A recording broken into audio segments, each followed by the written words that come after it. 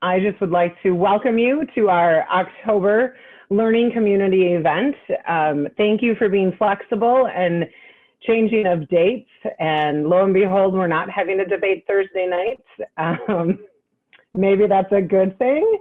And so we are, excited that you are with us tonight on a Tuesday. We'll get back to the Thursday routine coming up in November.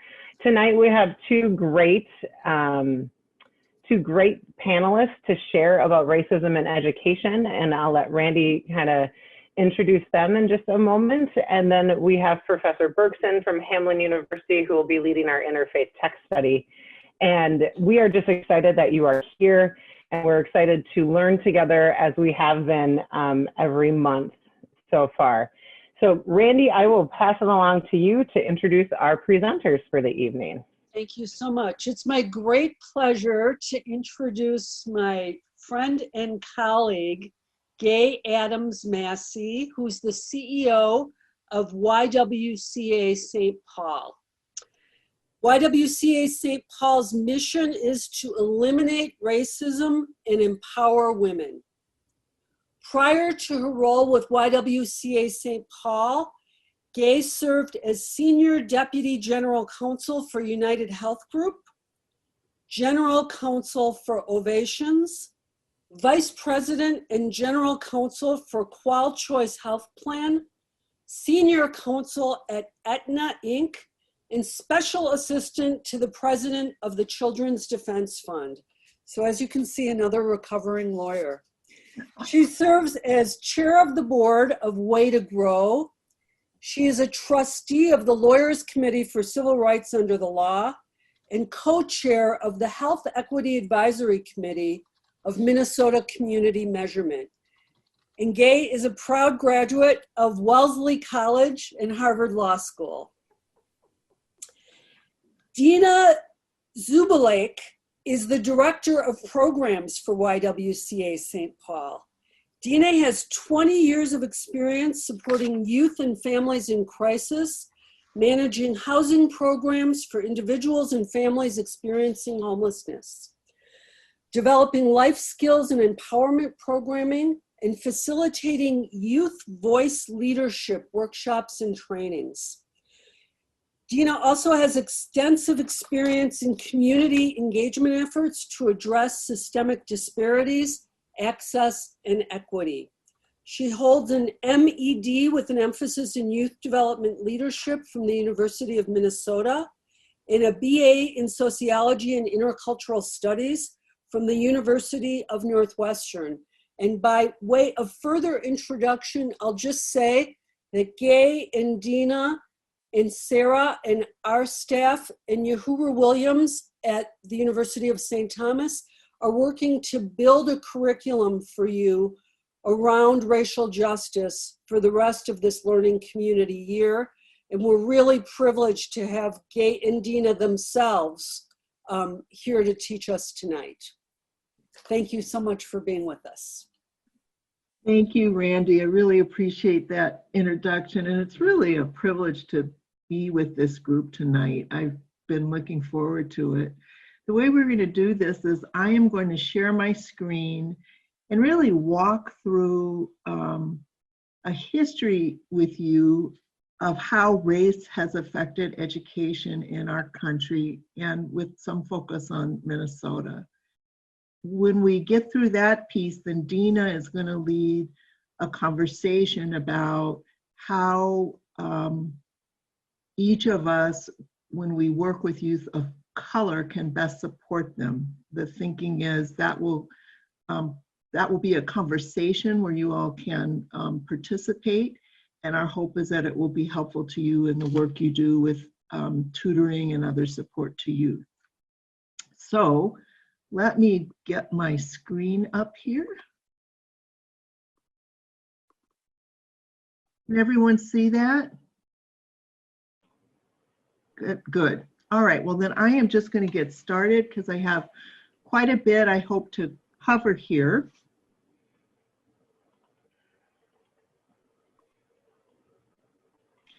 So many of you know about the educational disparities we have in Minnesota. Minnesota consistently ranks among the highest performing states for education equality, but we also have some of the biggest racial disparities in key areas of quality of life, including education.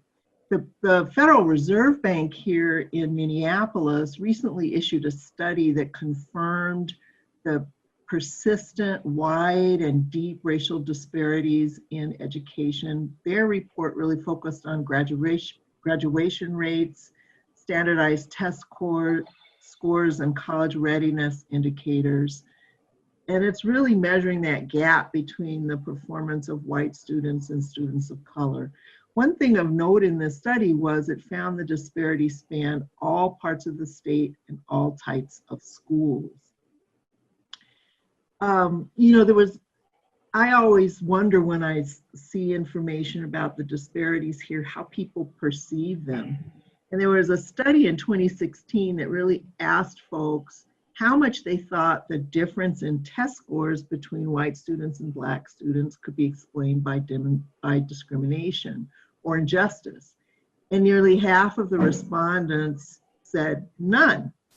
And I've often wondered kind of what informs those views and whether people truly understand the history that we share in this country. So I'm just going to give you a little bit. I'm going to go through this pretty quickly. If there are questions about anything later, please put it in the chat or let me know a little later on.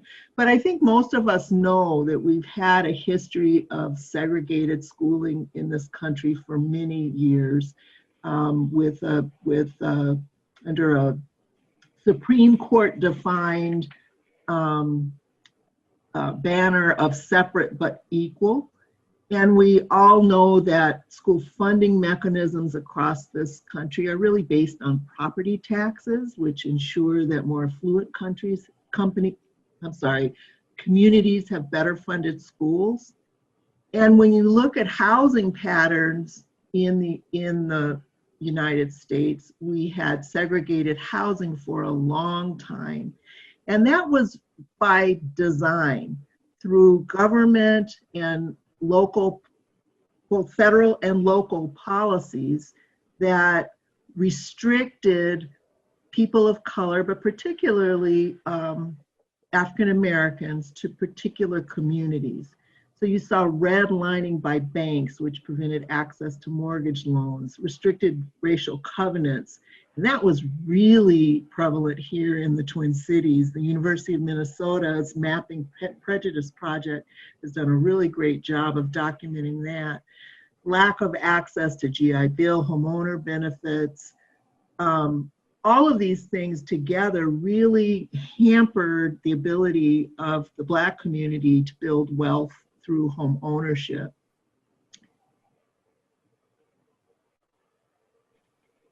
Segregation itself and the thinking that kind of informed a lot of these policies was really a legacy of slavery. You know, after slavery, laws that are generally characterized as Jim Crow laws found other ways to control the Black community in many of the same ways that control had been exerted during slavery. Really, many of them are really quite clever. And this continued both in education and housing and all of these places for many years. It wasn't until 1954, I'm sure most of you are very familiar with the Supreme Court decision in Brown versus Board of Education that declared racial segregation in the schools to be unconstitutional. So as school districts sought to desegregate, some of these efforts were really met with significant resistance. And in many communities, including the ones where I grew up, most of the schools that had been serving Black students were closed, and Black students were bused usually to white schools, and a huge number of Black teachers lost jobs during this transition period. Over time, as integration took effect, and the numbers of Black students in public schools grew. Many whites left for less integrated suburban, public, or private schools. And now schools in America are largely resegregated. The New York Times reported pretty recently that half of the school kids in our country are in racially concentrated districts, where over 75% of students are either white or non-white. And the segregation is by, not just by race, but also by income. There's an economic segregation that has intensified the educational gaps between rich and poor students, as well as between white and non-white students. So school districts in various parts of the country have really made efforts to try to desegregate, but some of those have been really constrained by Supreme Court rulings, which have really required those desegregation plans to be narrowly construed. In 2007, Chief Justice Roberts, in striking down one of these schools' desegregation plans, was famous. This quote has become a little famous now. He said, "The way to stop discrimination on the basis of race is to stop discriminating on the basis of race." And I like to take as a counterpoint to that a quote from Justice Sotomayor in a dissent in a similar case, where she said, "The way to stop discrimination on the basis of race is to speak openly and candidly on the subject of race, and to apply the Constitution with eyes open to the unfortunate effects of centuries of racial discrimination." And I view these two kind of positions as reflective of some pretty dominant themes you see when people are talking about race in the schools and elsewhere. One is more a colorblind approach. We're going to stop discrimination because we're not going to, we're going to view everybody as the same, or we're going to be colorblind. Or people who say we have to confront race directly, we have to talk about the legacy of racial injustice in this country if we're ever going to really stop discrimination and prejudice. In Minnesota, I wanted just to make sure everyone knew there's a big case pending. A gentleman in St. Paul filed suit arguing that the Twin City schools deprive students of color of their constitutional right to an adequate education. He really is arguing that Minnesota allowed towns and cities to set up policies and zoning boundaries that led to segregated schools, which led to lower test scores and graduation rates for low-income and non-white children. The case is currently in mediation. It'll go to trial next year if it's not settled there. And it's somewhat controversial because there are many, this is a very kind of complex argument and one we could dig into if we had more time. But some take issue with the argument that segregation itself creates these disparities. They're more focused on the segregation leading to the lack of resources, role models, you know, all of those other kinds of things that are actually more implicated in the disparities that we see. Also, recently, the Federal Reserve Bank president and former Minnesota Supreme Court Justice Alan Page have called on Minnesotans to pass a constitutional amendment to give every child in Minnesota an equal right to a quality education. Our Constitution's education provision hasn't been updated since 1857, and what it requires now is a uniform and efficient public school system. And their thinking is that by creating civil right to a quality education, it moves power into parents' hands to hold the state accountable for delivering a quality education for every child in Minnesota. So I wanted to talk a little bit about how racial inequity shows up in schools today, because people, it's sometimes hard to see, you can see the disparities, but how policies and practices kind of lead to where we are today. And I've talked a little bit about segregation, and I want to focus on what we teach, discipline in the schools, perceptions and expectations, and if we have time, some of the challenges in higher education. You know, what we teach varies, and how we teach varies so much across this country. I've lived, my dad was a Methodist minister, and we moved around a lot growing up. And the curriculums in the schools were vastly different. We lived in Seattle and then moved to Texas, and it was night and day. And that may never be clear if you haven't seen that, but there are such political wars fought over how history is taught to our children. And our textbooks really should be a place where students across this country learn a common set of facts about who we are as a nation. But that's really not how things work. And that's not a new thing. So I wanted to just take one quick example to show you. I like the example of the history of Charleston, the first British colony here. Jamestown, I'm sorry. First British colony here in the States, and how slavery is taught. You know, in 1619, just stating the facts, 20 Africans captured in Africa were forcibly transported across the Atlantic on a slave ship and arrived in Jamestown in August of 1619. So that was the beginning of the slave trade in what is now the United States. So in a popular textbook in 1903, the way this story was told, the settlers brought them and found them so helpful in raising tobacco that more were brought in, and slavery became a part of our history. I think that's a really good way to make this as innocuous as possible. Then in 1916, enslaved people were allowed all the freedom they seemed to want and were given the privilege of visiting other plantations when they chose to do so.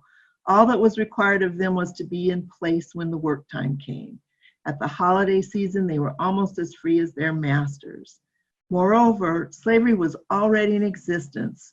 So through no fault of theirs, the slaveholders, they had the slaves and had to manage as best they could of what to do with them.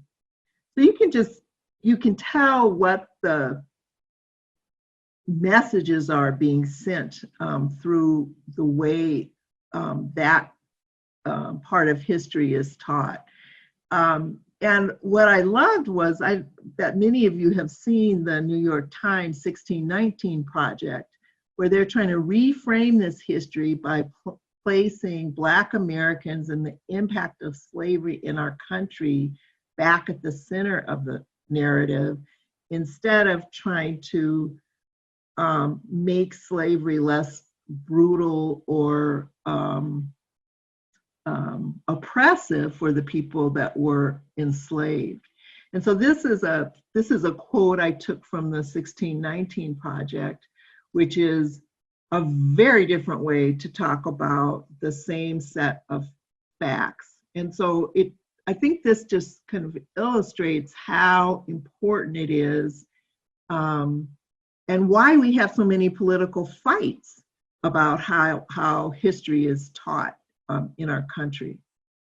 So just consider how the way you learn that history in school affected your understanding of slavery, or your lack of knowledge and understanding, your knowledge or lack of understanding of Jim Crow laws and other race-based policies that have shaped our current landscape.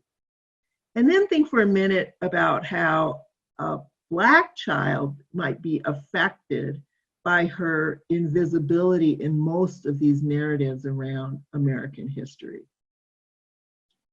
So half of all school-age children in our country right now are non-white. And in 2013, only about 10.5% featured people of color in children's books. And by 2016, this number doubled to 22%, but white is still the default identity. You know, I also think it's really telling that very few states require Holocaust education in their school systems. And a 2018 survey showed that 2/3 of US millennials are not familiar with Auschwitz, which you all know was the largest Nazi death camp complex where more than 1 million people were gassed, shot, or starved, including nearly 1 million Jews. I mean, I don't understand that. So we're gonna keep that kind of context about how we teach, and we're gonna talk a little bit now about discipline. And I'm gonna have to go a little faster, I think. So school disciplinary policies disproportionately affect Black students. And I want in particular to focus on zero tolerance discipline. That's where, you know, there's set mandated punishments for certain, sometimes minor offenses. And they've resulted in Black students facing disproportionately harsher punishments than white students in the public schools. Black boys are suspended and expelled at 3 times the rate of white boys, Black girls at 6 times the rate of white girls. And students that are suspended or expelled for a discretionary violation are nearly 3 times more likely to be in contact with the juvenile justice system the following year. And students with learning disabilities or histories of poverty, abuse, and neglect are also often subject to much harsher disciplinary action in the schools. So these policies criminalize minor infractions of school rules, and many of the schools have police in the schools. If you're schools that are more likely to have a police officer if 50% or more of their students are Black, and none of this has any correlation to misbehavior or crime or anything like that.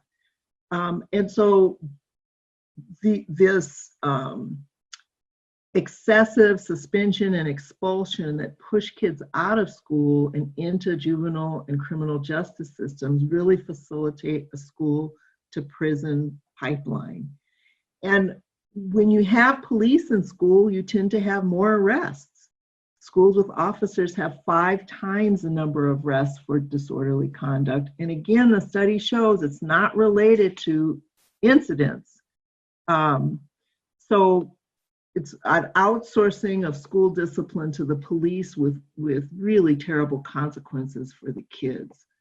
And, you know, these policies can really be dehumanizing for very young kids. I had so many videos I would have loved to show you guys of some of the arrests, violent arrests of little kids, and, you know, 6-year-olds being handcuffed and all this kind of crazy stuff that happens, but I'll just mention it for now. So I'm going to move now to some of the perceptions that lead to the disciplinary action in these schools. You know, stereotypes and gender-based punishment studies conclude may play a role in the over-disciplining of Black girls. Black girls tend to think that their teachers see them as girls who can't be trusted, who are loud, rowdy, ghetto, or ignorant. And their behavior is interpreted as defiant or challenging authority, when in fact the girls are simply engaged, curious, and expressive in the ways that they are. So we know from just a multitude of studies that Blackness is associated with aggression, And we know that girls and women tend to be more sanctioned for gender transgressive behavior. So the intersection of a girl's gender and race can really contribute to additional penalty for her for being assertive as a female. And it's an added vulnerability that Black girls face in comparison to other girls. So this comes, one of the sources for this is from studies by Kimberly Williams Crenshaw, who does a lot of work on intersectionality. There was a study also at Georgetown Law Center on poverty and inequality that shows adults view Black girls as less innocent and more adult-like than their white peers, especially in the age range of 5 to 14 years old. And this kind of builds on similar results that you've seen from other studies about adult perceptions of Black boys. Beginning at the age of around 10, Black boys are more likely to be perceived as older, guilty of suspected crimes, and they face police violence if accused of a crime. And so when you think about the disparities in school discipline, the study suggests that the perception of Black girls as less innocent might contribute to some of the harsher punishments they receive from educators and school resource officers. You know, the same study found that adults perceive Black girls as needing less nurturing, less protection. They don't need as much support. They're viewed as more independent. They know more about adult topics, know more about sex. If you think about that, thinking that way about Black girls is going to change how you treat them, how you perceive their behavior, how you support them, because you're viewing them differently and as essentially more adult. So unconscious biases in white teachers, who are the predominant group in the school teaching profession, these teachers who favor a colorblind approach may be causing unintentional harm to their students. I truly believe that teachers are truly motivated by real concern for their students, but their effectiveness can really be limited by their own lack of exposure, their own unconscious bias, and their discomfort in acknowledging race. Acknowledging race early with young kids can really prepare students for a diverse world. Being able to talk about race and affirming difference in positive ways with preschoolers really sets a good foundation for them. And then the study also showed that same race role models, like Black teachers for Black students, really help elevate the performance of Black kids. Black students who'd had just one teacher by 3rd grade were 13% more likely to enroll in college. If they'd had 2, they were 32% more likely. And they think this is tied to the teacher's beliefs and expectations of that student. They hold higher expectations and believe in their ability to succeed. The kids know that, they read that from their teachers. And for every 20% increase in a teacher's expectation, it raised the chance of finishing college for white students by about 6%, but by about 10% for Black students. So I think all of these are really helpful data points in understanding some of the impact of how people react to children of color and the importance of role models and the need for greater diversity in our education workforce. I'm going to stop here because I've taken more time than I intended to. And I don't think we need to cover this piece on the higher education. I'd like to turn it over to Dina to to lead us in conversation about how to support Black youth in the work you all are doing with them. So Dina? Thank you, Gay. And thank you for having us on your community meeting tonight. I'm sorry to miss out on sharing the dinner with you. I love that piece. And we do that with our cabinet, Young Women's Cabinet as well.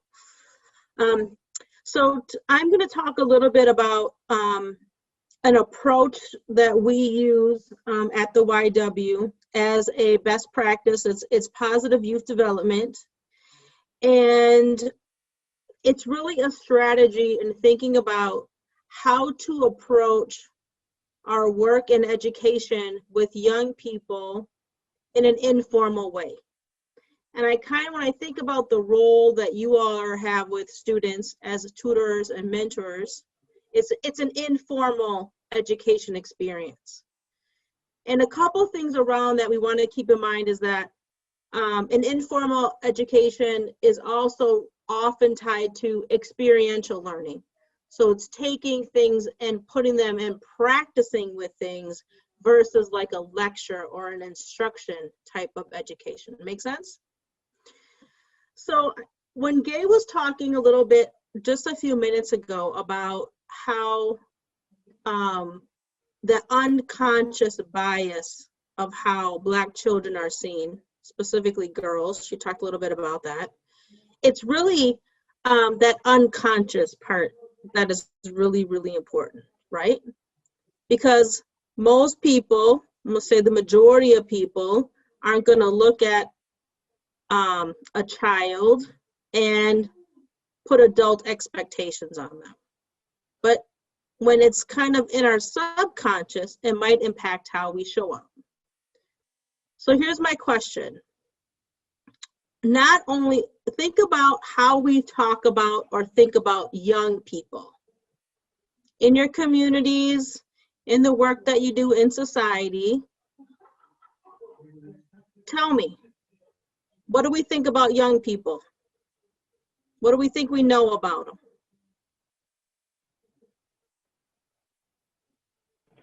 Feel free to unmute yourself and share, or if you're being a little shy tonight, that's okay too. You can share it in the chat box.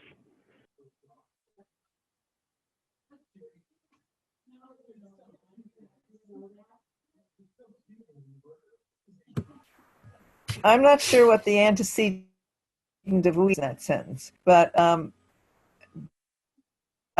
the expectations and understandings range from people who say this is our future, we need to make sure that we're giving them all the things they need to the people in charge when they're grown up, to they don't have any, how come they're not like us, and they don't have the potential. So I don't understand a unified we. It's really subjective. So think about it like in the media, in your communities, in your families. How do you talk about young people? Stuck in their electronics? I'm a lifelong educator. I think they're wonderful. I'm a grandmother. I think they're wonderful. I'm a mother. We're terrific. Mm-hmm. I think we think sometimes that they're stuck in their electronics, if I may use your term. Mm-hmm. Yep. We know that in adolescence, in fairness, adolescents are very self-centered. They're supposed to be. It's actually how their brain works. We got to give them a little grace because that's just where they are biologically. Okay?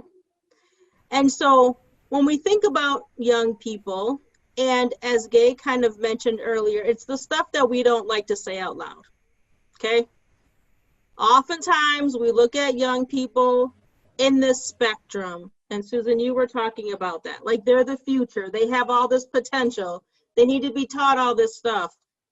We also think about them and look at them like, are they working as hard as they should be? Right? Are they a little violent? Should we be afraid of them? Look, there's 4 hanging out together. What could they possibly be up to? We have to be honest about how we see young people, because it does impact how we show up for young people and with young people, okay?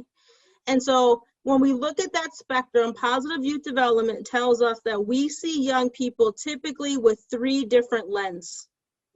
One is young people are objects. Thinking about, like, adults know best. We have some things that we need to teach them, and that young people they contribute limited, their contributions are limited.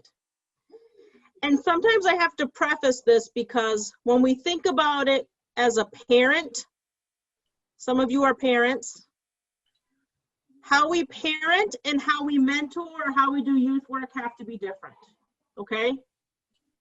Sometimes we think about it the same, but as a parent, I will completely admit I constantly impose on my children. I impose my values. I impose my culture. I impose our faith. Like, this is what we do in our family. And then when they get to the point where they will take on and decide what they keep and what they let go of, but while I'm parenting, this is my role. But it's not my role as a youth worker. And it's not my role as a mentor, and it's really, really important. The second way that we see young people is as recipients. They need help. They need guidance. So there's a little bit of understanding that young people can contribute, but it's also kind of heavy on what adults bring to this relationship, okay? And the third way to think about young people is young people as resources. And this takes the premise that young people can make real contributions to our relationship, whether our relationship is in a school setting or in a nonprofit setting, but they have abilities, strengths, and experiences. And we say lived experience a lot at the YW, that they are equal to what I bring to that relationship, and that we are both committed to doing this program, this activity, this engagement in true partnership. So I want to ask you guys another question. What do you think makes the difference between a young people surviving and a young person thriving? What do you think makes the difference? Acceptance. Acceptance. Someone believing in them. Mm-hmm. Opportunity, I'm seeing in the chat. A nurturing hand. All good things. Positive youth development approach and theory tells us there's one thing that can really make a difference between a young person surviving and a young person thriving, and it's one caring adult. And you put it in the chat. Yep, it's one caring adult. And it's really hard, right, to imagine that there are young people that don't have that. And so the challenge to this group is how to show up and be that caring adult. What does it look like? What does it look like to truly enter into partnership with young people? And so I'm going to give you just a couple things because I know we're kind of coming down to our last few minutes together. So I want you to think about it. There's 4 categories to think about in how we show up with young people in a caring way, okay? The first one is how to create a sense of belonging. And those were some of the things we heard about a little bit. How to create a sense of belonging. And one of those things is to create safety.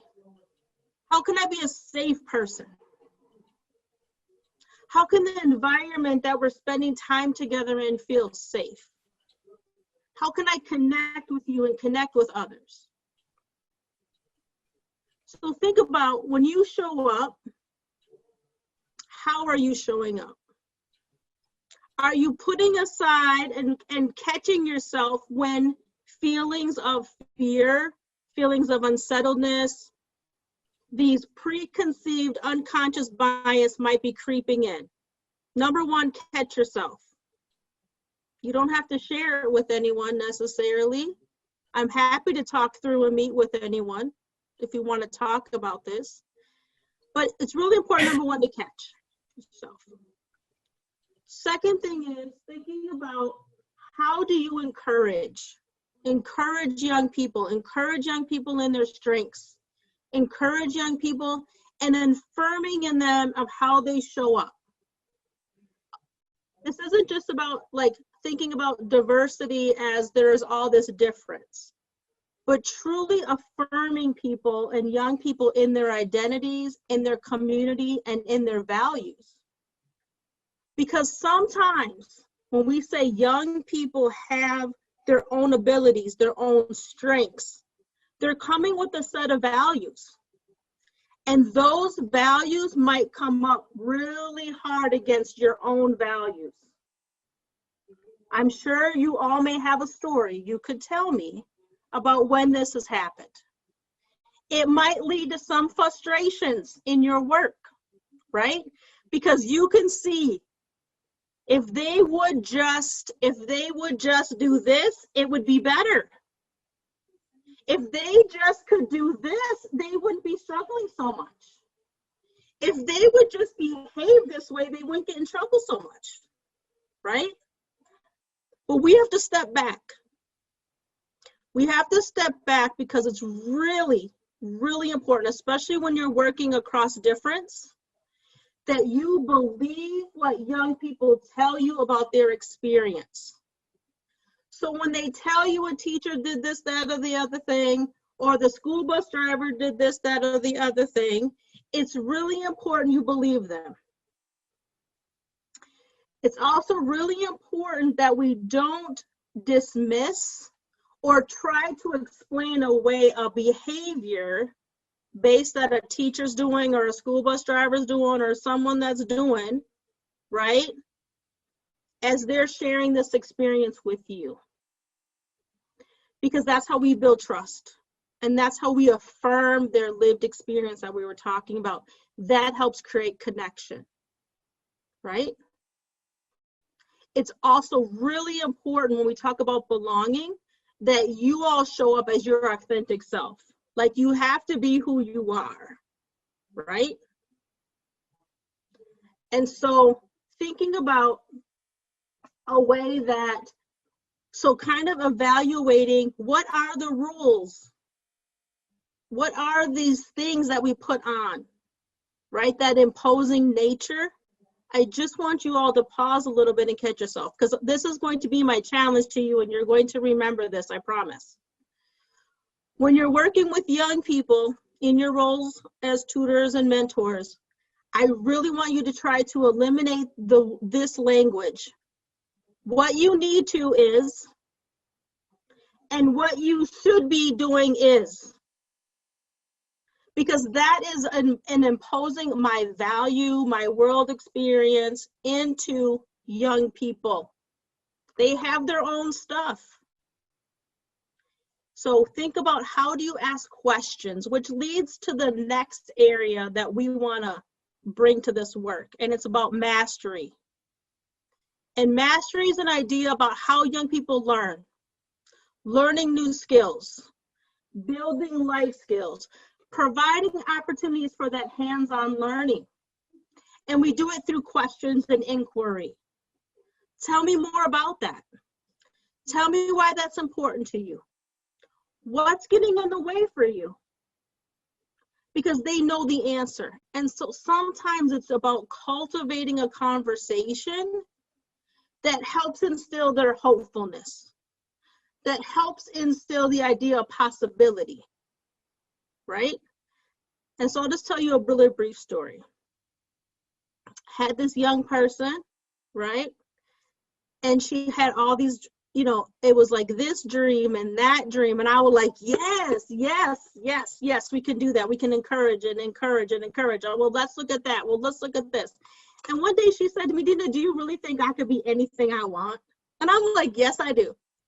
Right? Because we went down these roads. What does it mean to be a journalist? What does it mean to be a counselor? What does it mean? Like, we spent time on this. And I went for the ride. Because that's what we're doing. We're walking alongside young people. And so by creating opportunities for them to learn new skills, to learn new things. And so sometimes as I work with young people going into independent living, I eliminated the checklist, okay? The checklist. Do you know how to do an email? Do you know how to do laundry? Do you know how? Because they'll say yes. Everyone will always say yes. So instead, I take the experiential learning approach. Show me how you do your email. Let me show you how my wash machine works. Because I'm planting seeds of learning where then they don't have to necessarily divulge what they don't know. And that's creating safety. That's also building life skills and learning new skills. Okay. The third area is kind of a misnomer, but it's independence. And I try to think about it in a way that talks about interdependence. Because what this is about the ability to make decisions. And when we enter into partnership with young people, it's about giving them the room to make decisions. Now, as the caring adult, we're going to build the safety net behind the decision, right? Because sometimes we can see 15 steps ahead. It's part of our adult mind, and we get a little freaked out. But instead, what we want to do is, okay, tell me about what's going into this decision. And I know some of you have had conversations with young people about money, and it drives you crazy. It absolutely drives you crazy. Like, what are they doing? They have to pay this thing and they want to buy this thing, or they're sending their money over here. So what we want to do is we want to begin to have conversations. Tell me about that. Tell me about because our values drive our decisions. And so helping young people identify and articulate their values. What's important to them? What's important to them? What works for them? What are they really good at?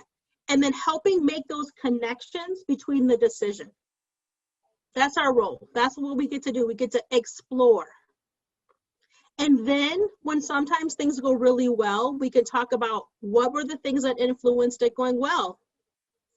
And then when it goes troubling, we can have conversations about how did that happen?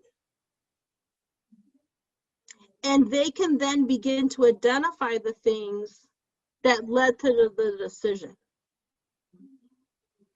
So that's what independence is about. It's creating opportunities in your work that allow the young people to make decisions for themselves. Maybe it's about what classes they're going to take. Maybe it's about strategizing how to leverage what they already know to build a good routine and schedule. But that's that partnership.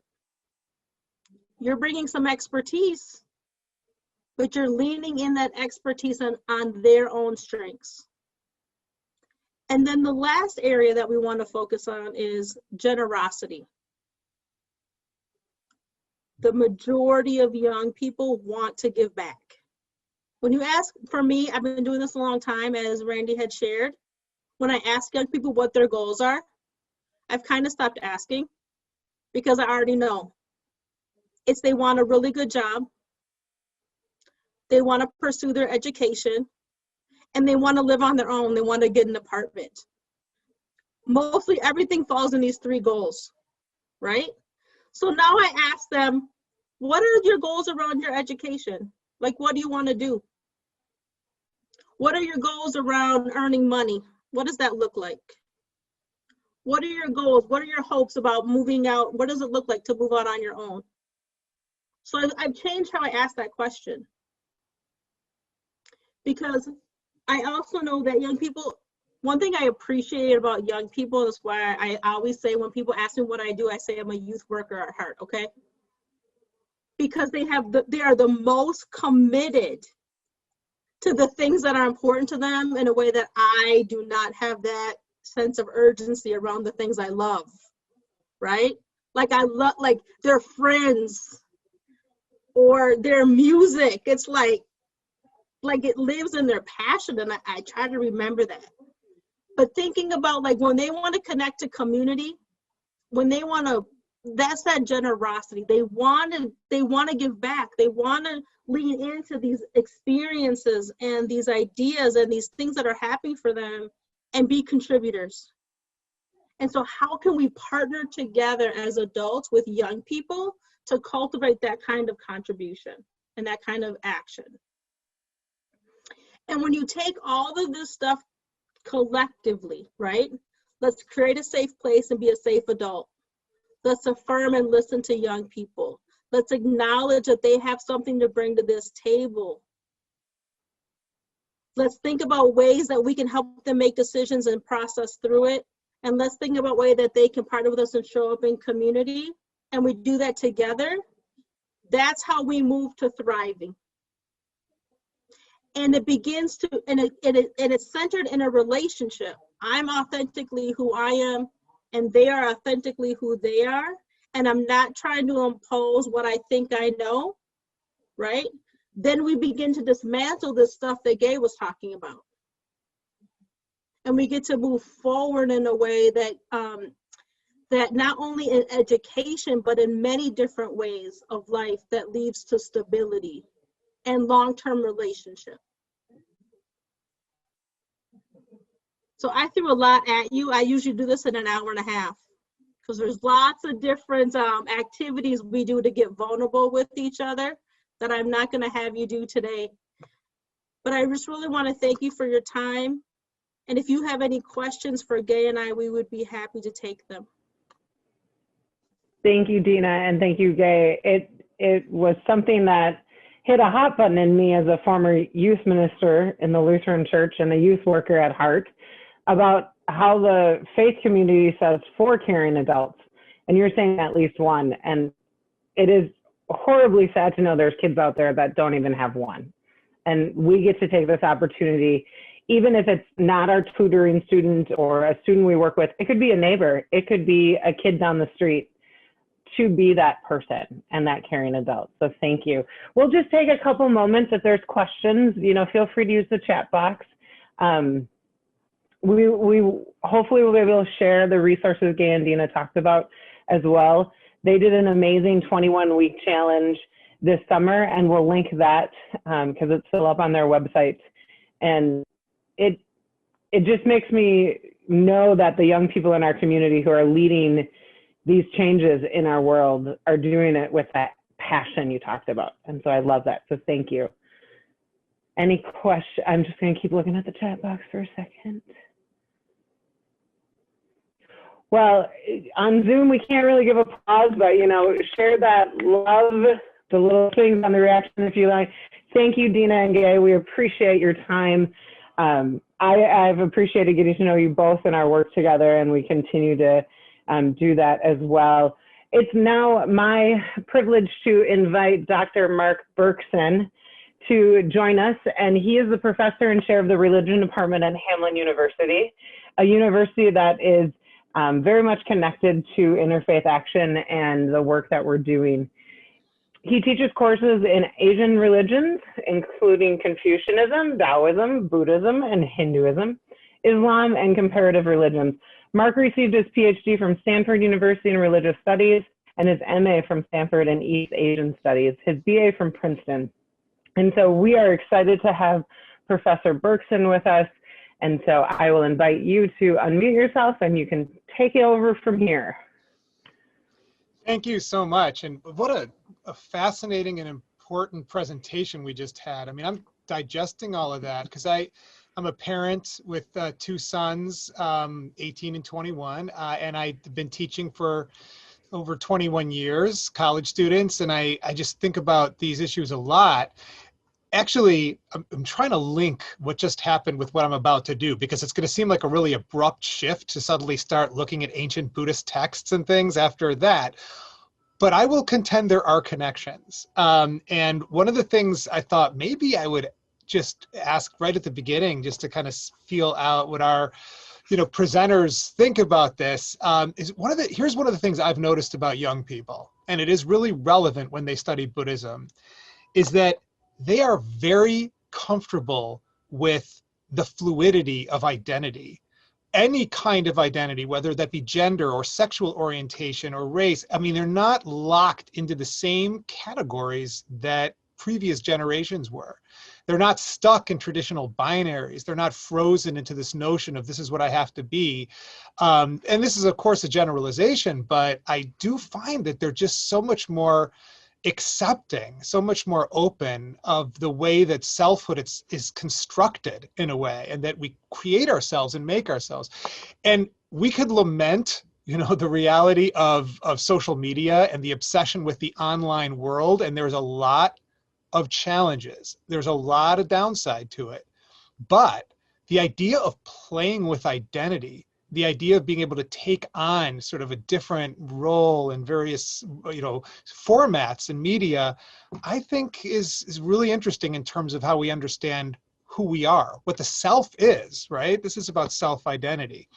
So anyway, that's my transition to these texts, because that's what I've chosen to focus on Buddhist texts that deal with an issue of what the self is or is not. And let me say something really quickly about Buddhism, and I'm not sure how many people have studied it before. One of the challenges in a text study context like this is that we haven't had all the background in the tradition. We're just going to put the text up, and there's so much context. So if you have any questions about just some of the fundamental teachings and beliefs and practices, please ask. But here's one of the reasons it's so fascinating to study Buddhism, is it makes us question our understandings of what a religion is from the very beginning. So for one thing, there's no notion of a all-powerful creator God in Buddhism. Some forms of Buddhism do have various kinds of very special beings, very advanced or supernatural beings, but there is no monotheism or even just a sense of some kind of really powerful deities to whom we pray and who could intervene and who judge or reward or punish. There's no permanent afterlife destination. So there's not that idea of, you will end up in heaven or hell forever. There's a round of rebirth that you continuously go through again and again. It's a rebirth culture, and we seek liberation from this round of rebirth because it is seen as involving endless cycles of suffering. And the purpose of Buddhism is to liberate human beings, all sentient beings, from suffering. So those things are lacking. The idea of God, the idea of a permanent afterlife destination. There's no single revealed scripture. There's nothing like a Bible or a Quran in Buddhism. There are many, many sutras, discourses of the Buddha who taught these things, but it's not this idea of revelation or some, a kind of revealed scripture. And here's what we're going to focus on. This is one of the things that Buddhism challenges the most. Almost every religion will have something that is permanent, enduring, right? That serves as the foundation for everything else. Oftentimes that'll be God, but for many traditions, there's at least an idea that whatever else I am, because I'm constantly in flux, I am changing in many ways, but I have a soul, right? Something in me, some permanent, enduring soul. And that is what Buddhism denies. They're one of the only traditions that denies the existence of a soul or anything that can be understood as a stable, enduring self, that we have an essence to who we are There's some independent, autonomous essence to me that makes me who I am. Buddhism denies this. So that's one of the reasons it's really fascinating and really challenging. So what I'm going to do is share my screen, and I'm going to put up 3 series of texts. The first is from the Buddha himself, and that's going to be the oldest text, and the Buddha lived around 2,500 years ago. So that's going to be an early sutra, right? That's a primary text. The next text I'm going to put up is a text that occurred a few centuries later from and by the way, everything I'm going to say is what the tradition basically says about the dates of these things. And I'm not saying we know with precision exactly when all this was written and everything. So, but take these as rough, approximate, right?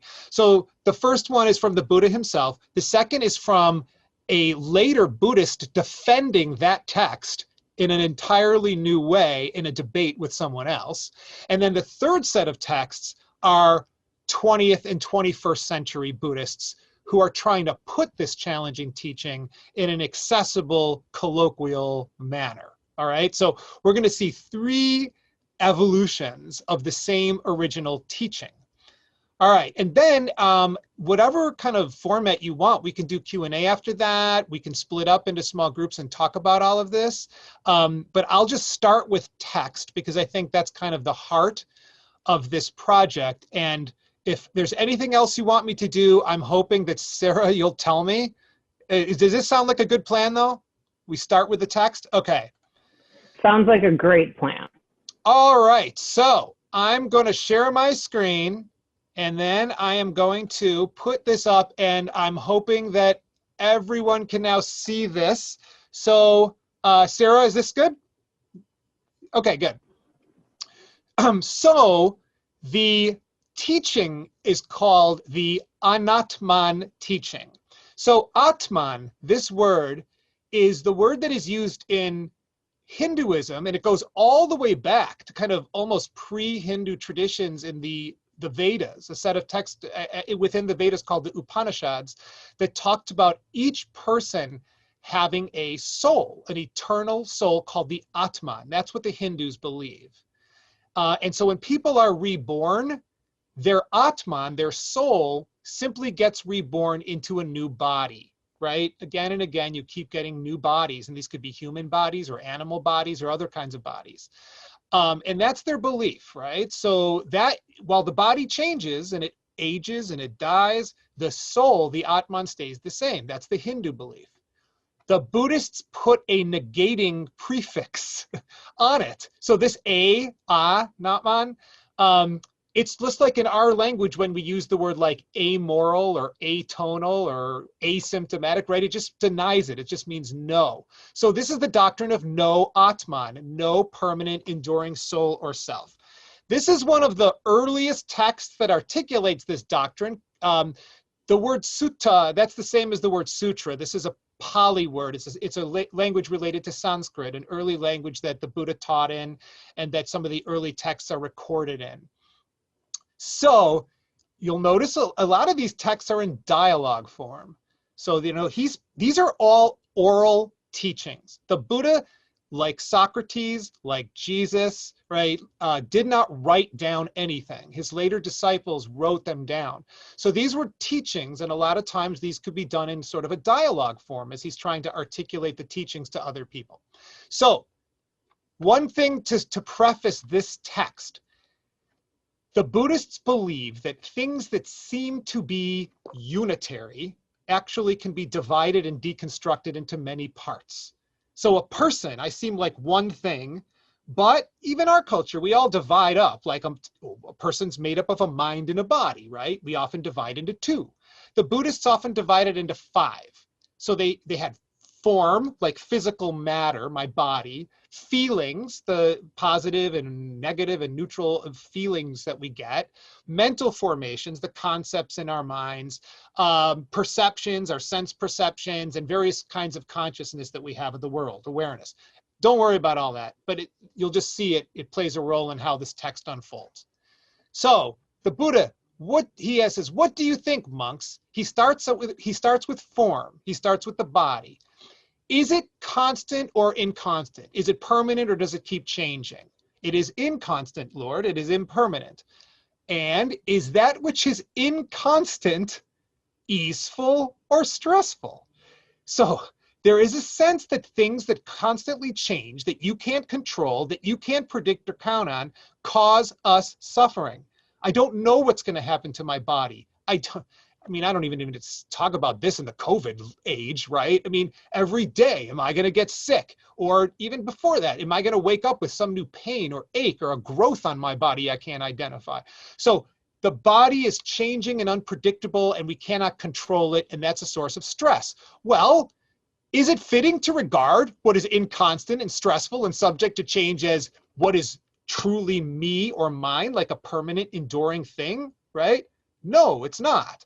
So he applies that same analysis to everything else. Everything is impermanent. Everything is changing, right? So he concludes with, thus, monks, every physical form and feeling and perception and mental idea and consciousness, all of it is not mine. I can't control it. It's not my permanent identity. It isn't myself. It's not what I am. And if you see this, you grow, in a sense, non-attached to it. You no longer cling to it as sort of a permanent identity of yours. You aren't passionate and obsessed with it, right? And that leads to liberation. Recognizing that there is nothing permanent and enduring about the self, seeing through the illusion of self that we construct that's it. That's what the holy life is fulfilled. The task is done. You can see through the ultimate illusion of humankind, the illusion. So we all walk around with illusions that the world is composed of stable, permanent things, right? That we can possess and we can have. The reality is nothing is solid. The entire world is fluid. It's changing all the time. And if you try to hold fluid in your hands, it flows right through, right? So you can't grasp tightly to the world because nothing is solid. So the impermanence of the world and coming to terms and accepting that, right, is essential. And another corollary of this is that there are no solid boundaries in the world. The idea that there's a solid boundary between me and something else, self and other, itself is an illusion. Everything is always in exchange with everything else. It's all interdependent. It's all connected. There is no separation. There are no permanent boundaries. So this is the text that kind of establishes this no self doctrine, right? This is not myself. This is not what I am. So then the Buddhists go around teaching this no self doctrine, which baffles a lot of people. Like, what do you mean I don't have a self? So here's a 2nd century BCE text where a Buddhist master, Nagasena, is speaking to a king. And the king is this simple question that the text starts with, how is your reverence known? What's your name? Seems like an innocent question, right? What's your name? But Nagasena knows what the king is trying to do. He's trying to pin him down. And the moment I say, I'm Mark, then he's going to go, oh, so there is a self. There is a you. It's called Mark, right? So look what he says. He says, I'm known as Nagasena, your majesty. That's what my fellow monks call me. But though my parents may have given me such a name, it's only a generally understood term. It's a practical designation. There is no question of a permanent individual implied in the use of the word. It's on account of the various components of my being that I'm known by the practical designation Nagasena. All right, so in other words, we have to refer to each other somehow to get around in the world. Right? You need some kind of practical way, some conventional designation. But don't make the mistake of thinking that when you use someone's name, there's something permanent and unchanging and separate about that being. Same thing when you use the pronoun I. Don't make the mistake to think that there's something there. Okay, it's just convenience. All right, so now this is going to lead, this is another later dialogue, to a crucial question. If there's no self, no Atma, no soul, what gets reborn? What's reborn in the next life if you don't have a soul, right? The Hindus can answer that easily. Your soul gets reborn, it gets a different body. But what do the Buddhists say? So then the king says, well, okay, you teach this no self doctrine. When a man is reborn, does he remain the same being or become another? Nagasena says he neither remains the same nor becomes another. A classic slippery Buddhist answer, right? They're not going to commit to either side of that. So he says, well, what do you mean? Give me an example. Okay, you were once a baby, a little tiny infant. Are you the same as that thing? Are you the same as that baby? Well, of course not. My body's different. My mind is different. Everything about me is different than that baby. So am I the same? No. Am I completely different? Well, not really, because I got some connection to that kid that nobody else does, right? There's something that links him with me, even if I'm not exactly the same. So how does a Buddhist explain this? Rather than talk about identity, like I am the same, they talk about continuity.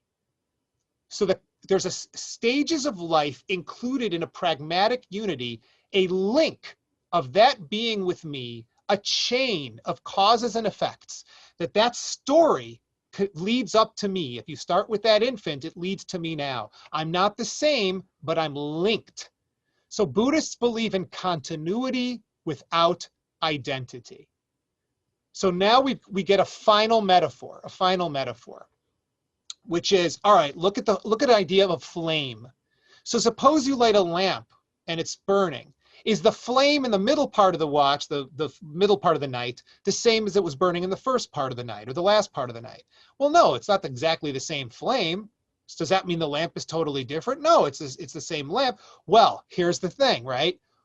The continuity of phenomena is kept up. One person comes into existence, another passes away, the sequence runs without self-conscious existence, neither the same nor yet another. So there is rebirth without anything being reborn. All right, I have the 20th century texts coming up, but I just want to stop here just to see what you make of these early texts. And can I do a quick illustration just because this teaching is challenging? Okay, here's the flame thing. This is what they mean by the flame. So imagine I set up a row of candles here, okay? And then these are the wicks on the candle, and I light a flame on the first one. And then let's say I use this first candle to light a flame on the second candle, and then this flame goes out. And then I ask you, is this flame the same as or different than the first one? That's what they're asking. Is it the same as or different than the first one? And the Buddhist answer is neither the same nor different. It can't be the same. It's on a different wick. It's a different candle. How can it be exactly the same flame?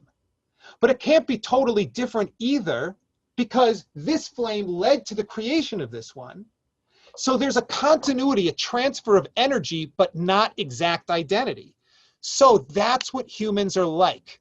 Each moment of our lives, producing this kind of cause and effect energy that leads to the next being and the next being. So the link between you and this life and the you in your next life, it's one of the causes that you set up in this life, and that's how they talk about karma, led to that next being. So you're linked through continuity, but there's no exact identity between the two of you. And that's exactly the same relationship as you have with the infant you, right? So no stable self, no permanent soul. We are, in other words, I'll conclude with this. We are not things. We are processes. We are unfolding, dynamic, interdependent processes. And why is it important to recognize that the self is constructed by the mind? Because when you stop the process of constructing, you stop attaching and grasping at ego, and then greed and division and separateness dissolve. And you feel your connection with all other beings instead of your separation. And I will simply link this to the previous presentation by saying race is constructed in the same way. It is a mental construction, right? I'm different than them, they're different than me. So if we can deconstruct self, we can deconstruct every other category that we use to label people. All right, I'll stop there and just see if there's any thoughts or questions on these texts. And then if you want, we could do a quick small group discussion and then come back and see the 20th and 21st century thinkers. So I'll just throw it open. Again, feel free to unmute yourself to ask your question or use the chat box. Either way. And Mark, I think that's a great plan. We can take a little break, answer some questions, jump to the next one. So have I convinced you that we have no soul? Have we done this now? Are the Buddhists right? I find it interesting that you brought in grace, because I as a Lutheran, grace is everything to us as Lutherans, and it's the same part. You've kind of, my mind's kind of blurry right now thinking about it, but grace is, did you say it was a process?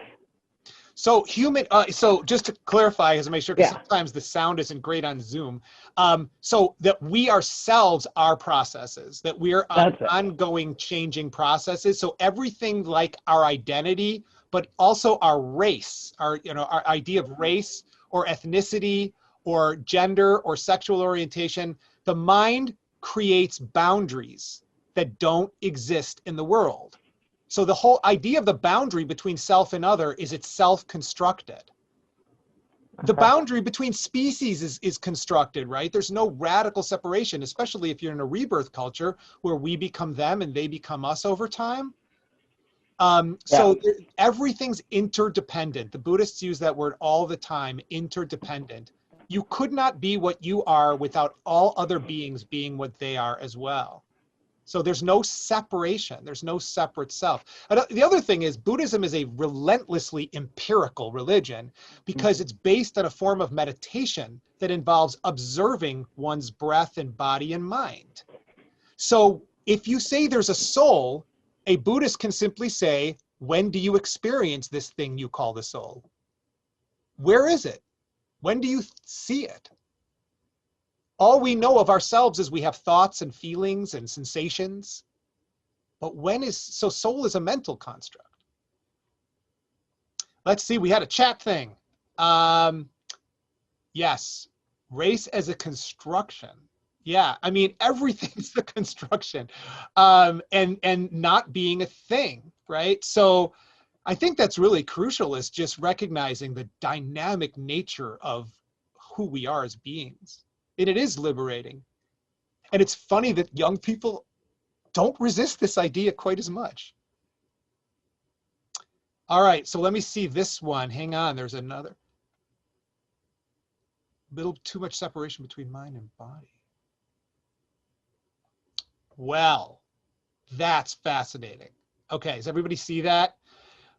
Whether there's too much separation between mind and body, the idea of being detached for yourself rather than living through it into your body. So, okay, this would lead us into a very long and big conversation, which I would love to do, but I'll just say this really quickly.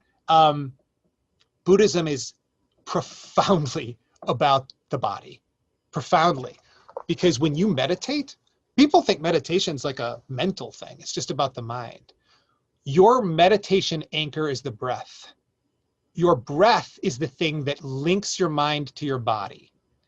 And it's a basic Buddhist teaching that just like the idea of self is constructed in the mind, our suffering is created in the mind. That is at the heart of what Buddhism is, right?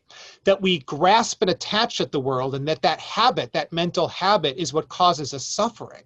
And all the boundary creation and all the separation, it comes from the mind. Where does the mind spend its time? The mind spends its time in the past, reliving stuff, in the future, worrying about things, constructing its own world and fantasy and other things, right? Where's the body? The body is what's present. The mind can drift off everywhere. It always is. We're in our heads carrying us off places, right? So the Buddhist idea is the more you can tether the mind to the body, the less your mind will create suffering for you. And the more you're going to live in the present moment, totally open rather than lost in the ruminations of the mind. So what they're trying to do is actually get you into your body more. And that's what precisely. Emotions are felt body sensations. Let me give you a super fast illustration of this. This is how Buddhism helps to relieve suffering, okay? if you're in a therapy situation and you're, let's say you're really angry. Let's say you're dealing with anger issues. You tell your therapist, I'm feeling really angry this week. They might say, okay, what's making you angry, right? Who are you mad at or whatever? And then you start telling stories. A Buddhist meditation teacher usually will not say that. If you go to a meditation teacher, you say, I'm feeling really angry. They'll say, where are you feeling it? And you go like, what do you mean? No, exactly where in the body. So go back to your cushion and sit and tell me what the anger feels like. And the more you start looking for it in the body, you're now not caught up in the story. You're not ruminating on the anger. It's not ramping you up and carrying you away, but instead you're here calmly looking at the body sensations, right? Oh, my jaw's tight, my heart's elevated, my fists are clenched, right? You're noticing. And then even without trying, because you can't suppress it. If you actively try to suppress anger or other sensations, it won't work. But if you just observe, you lessen their power over you. And mindfulness meditation is the process of that observation. So in addition to giving you power over your own negative emotions, you'll also begin to untie the tight idea of self that you've constructed. Yes, exactly. Stuart, mind and body are not separated. Yes, that is exactly it. Buddhism teaches non-duality, that there's no separation between anything. And if people think, well, my body's separate, I'm like my own separate thing. Every breath you take, what is not you becomes you, and what is you becomes not you. Every time you eat, you're in exchange with the world. We're permeable. We're not separate. So let me see. We have so many cool chat things. I'm going to be the bad host and say this is the last one because we got to roll too. Oh gosh, should I put up the final texts? Yes, you can, and then maybe just a final comment or two, and then we can share your PowerPoint with the group as well. Because I wanted to show you how 20th century and 21st century thinkers interpret the teachings, because they don't want to use all the technical vocabulary of the old Buddhist texts, right? And talk about no self and suffering and dukkha and stuff. So this is kind of, this is why I'm putting this in here. Okay. So here's a Buddhist teacher, Walpola Rahula, who talks about the idea of self as an imaginary false belief, right? It produces harmful thoughts, selfish desires, cravings, attachments, pride, and egoism. And look at the dramatic conclusion. To this false view, this idea of the self, this wrong view, all the evils of the world can be traced. Joanna Macy, who applies Buddhist teaching to environmentalism, look at this dramatic statement. The crisis that threatens our planet, whether seen from its military, ecological, or social aspect, derives from a dysfunctional and pathological notion of the self, right? We believe that the self is separate, so we have to defend its boundaries. We believe that it's needy, so we have to acquire and consume. So it is the source of all of these other problems. But instead of thinking, right, look at what we were just talking about, that there's not a self separate from other things. It's not that I have an experience, but that I am my unfolding experience. I am this breathing. I am this moment. And this is always changing. I am flowing. The person that you are is now different than who you were when you came to this meeting today. You've learned stuff, right? Your brain is a little bit different. Your body has changed a little bit. You're constantly in flux. So here comes the last couple quotes. Stephen Batchelor is a contemporary Buddhist teacher who he writes in a very accessible, very, I think thoughtful way about this. He says, if you search for yourself, he's like, if I search for myself in meditation, it's like trying to catch your own shadow. I reach for it, but there's nothing there. All you can see is what's happening in the present moment, a body sensation, a mood, a perception, right? But self, you never see it. It's just constructed. It's ungraspable. So it's not something, because it isn't a thing at all. right? I am who I am, not because of an essential self hidden away in the core of my being, but because of the unprecedented, unrepeatable matrix of conditions that have formed me. There's nothing thing-like about me. I am an unfolding narrative. I'm a process. Now, last little quote here.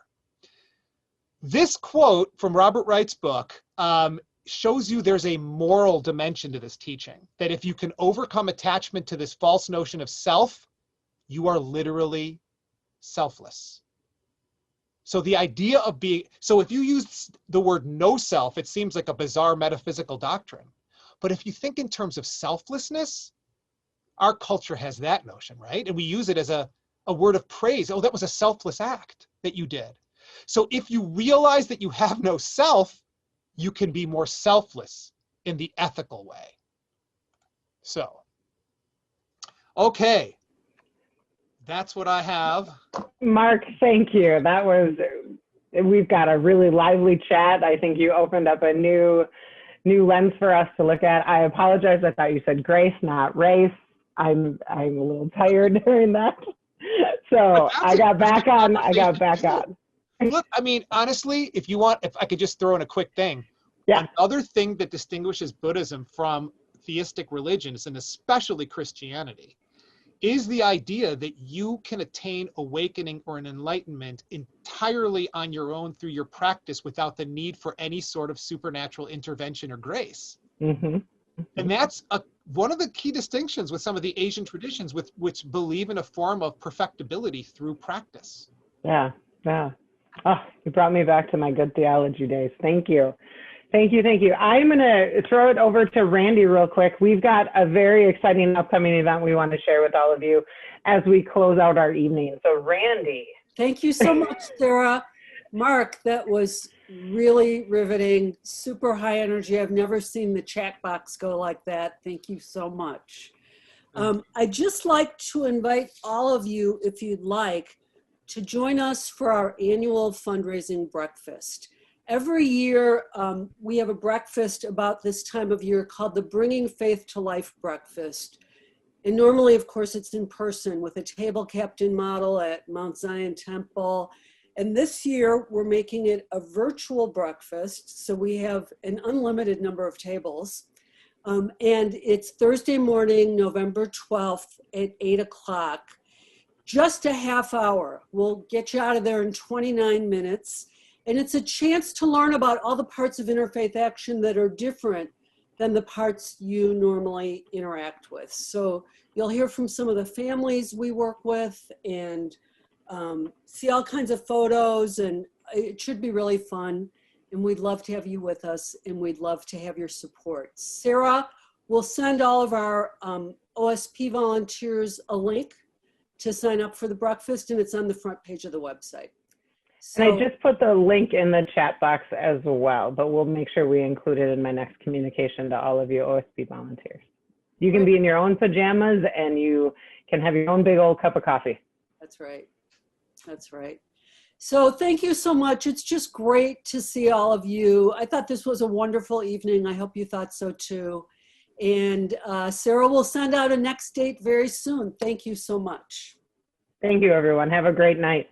You too.